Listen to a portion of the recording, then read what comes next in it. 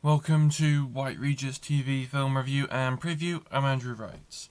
This week, Michael arrived in cinemas. The film is a biopic covering the life of Michael Jackson, from his involvement in the Jackson 5 to his early solo career, into about the mid-80s until about the Pepsi adverts, hoo-ha. If you know your pop music history or whatnot. In the film, Michael Jackson is portrayed as an adult by his real-life nephew, Jafar Jackson. The film also stars Coleman Domingo, Nia Long, Laura Harrier, and Miles Teller. And the film has been swamped with controversy. So Jackson has received quite good praise for his performance, but there's a lot of criticism around the film because a lot of critics feel that it sanitizes the storytelling. It doesn't cover the child sexual abuse allegations against Jackson, and in fact a lot of the there's been a lot of story behind the film over how they could do a sequel on that stuff, but as when it came to this film, they had to cut out a lot of the stuff just covering the allegations because due to legal problems with one of the alleged victims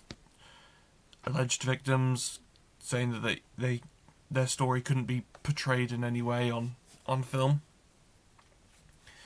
And the film as such, and part of the negative reviews from critics have been that this feels more like a glorified, sanitized greatest hits album more than offering any actual insights into Jackson, especially considering if people know what came after what's portrayed in the film. So yeah, Michael is in cinemas now. This weekend, Apex streams on Netflix. The film is a survival action thriller and stars Charlize Theron, Taron Egerton, and Eric Bana. The film revolves around Theron's rock climber character getting hunted through the wilderness by Egerton's character. I think reviews have only started trickling out for it. This is Friday. I'm recording Friday morning, so reviews have only started trickling out now as it'll be released as it's coming out on Netflix because it won't have been press screened. But I think I saw a couple of reviews that talked about it's just pretty much nuts and bolts Netflix thriller. Nothing that's gonna set the critics on fire. But one of those movies that probably audiences will like. Apex is streaming now on Netflix. Releasing in the UK, I think this weekend. I probably should have double checked, but yeah. But from the information I saw, it was this weekend. Releasing in UK in cinemas this weekend is Exit 8, a critically acclaimed Japanese psychological horror film based on a video game. The film stars Kazunari Ninomiya as a man who gets trapped in an endlessly looping, sterile subway corridor. Also, I know the film has received some critical acclaim, quite a lot of critical praise for its directing and tone.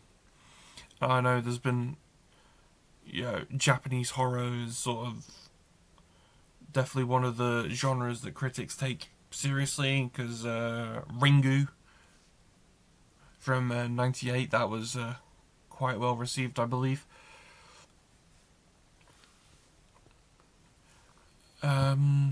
So Exit 8 is in UK cinemas now. That's all I have for this week, but be sure to check back next week where I will be talking about The Devil Wears Prada 2. See you next time.